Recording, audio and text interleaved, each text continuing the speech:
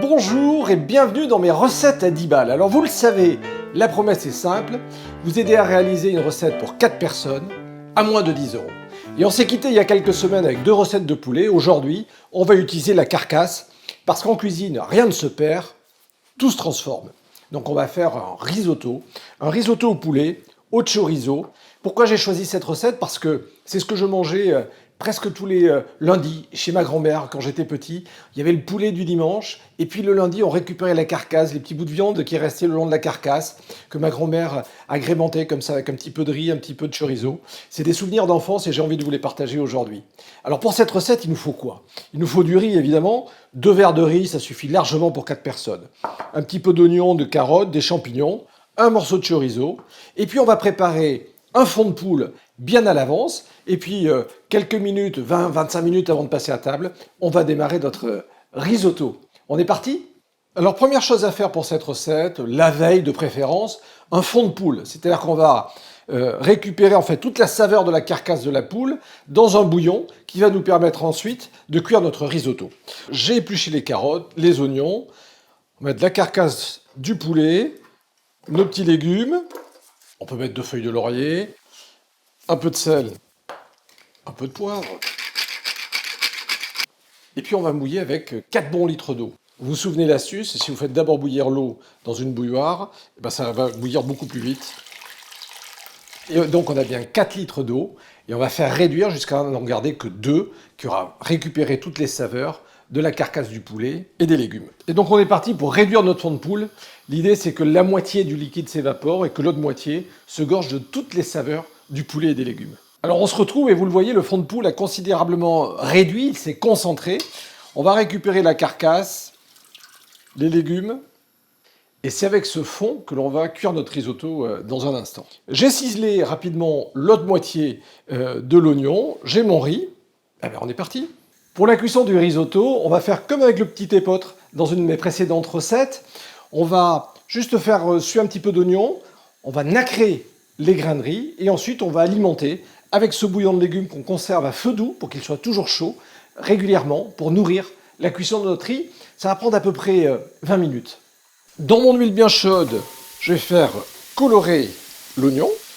Donc on fait juste suer l'oignon et on va jeter nos grains de riz. Du riz à risotto.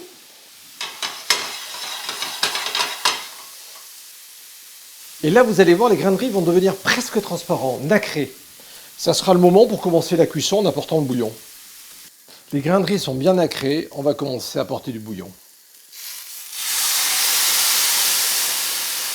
Et le secret du risotto, c'est de la patience, parce que pendant 20 minutes, vous allez régulièrement tourner dès que le liquide sera absorbé, en rapporter, en permanence, comme ça, pendant 20 minutes, jusqu'à obtenir la bonne cuisson. Vous l'avez compris, on n'est jamais très loin, mais pendant ce temps, on va quand même commencer à tailler nos champignons. Et on pense bien venir ramener un peu de bouillon chaud en permanence. C'est important de ramener du bouillon chaud parce que ça n'arrête pas la cuisson. Si votre bouillon était froid, à chaque fois, vous devriez attendre que le riz remonte en température.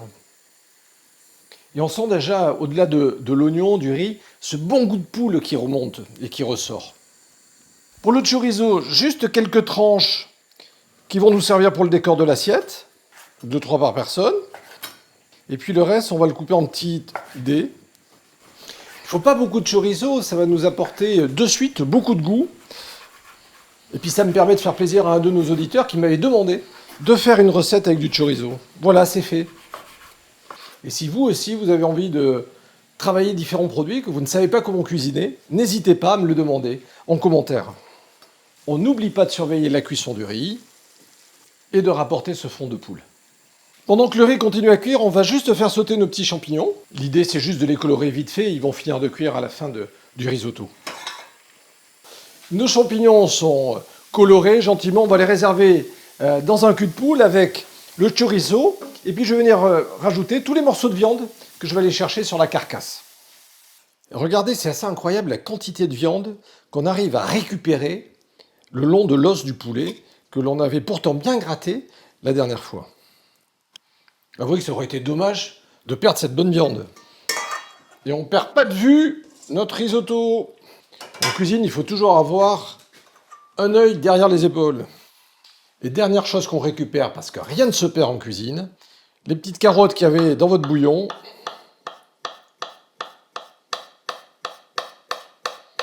Ça va aussi apporter du goût et de la couleur à notre risotto. À ce stade-là, notre riz est presque cuit.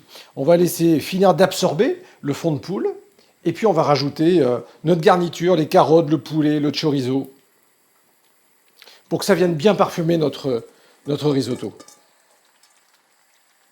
Là, notre risotto est en train de terminer sa cuisson.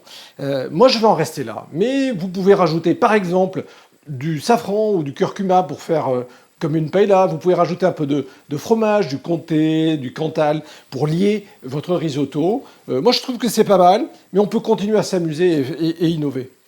Peu de sel parce que le chorizo va apporter du sel. Peu de poivre parce que le chorizo va aussi apporter une note épicée. Vous voyez d'ailleurs que le chorizo est en train de colorer légèrement notre risotto. On le met vraiment à la fin de la cuisson parce que sinon il va être très très sec et il va apporter beaucoup trop d'épices. On va servir et on va servir une belle assiette. Alors avec une recette comme ça, pas trop d'efforts de dressage évidemment. L'intérêt c'est ce qu'il y a dans l'assiette. Allez, on va peut-être décorer avec 2-3 rondelles de chorizo. Un peu de persil haché pour donner de la couleur, du relief. Et voilà, la promesse est tenue, une recette pour 4 à moins de 10 euros. Vous allez vous régaler. Si vous avez aimé cette recette, pensez à vous abonner pour retrouver mes nouvelles recettes. Et si vous avez des questions ou des suggestions, laissez-moi vos commentaires. À très bientôt.